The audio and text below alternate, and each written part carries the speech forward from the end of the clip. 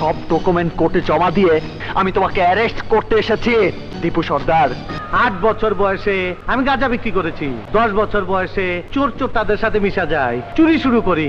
12 বছর বয়সে foreign brandy খাওয়া শুরু করি।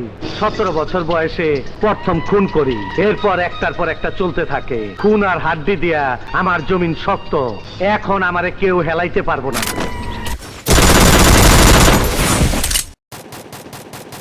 চিতা আর কি শাস্তি হওয়া উচিত? ওরে 4টা গরম ভাত খাওয়ায়া ছাদে ওঠায়া 2টা লাথি দিলেই মইরা ভ্যাট খেয়ে থাকবো। হায় হায় কসকি, তুই যখন মায়া মহব্বতের কথা কইলি, তোর কথা শুই না আমার দিল মহব্বত পয়দা হয়ে গেল। Double kill.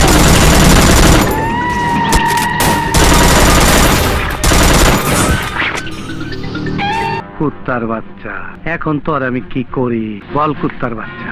Ace!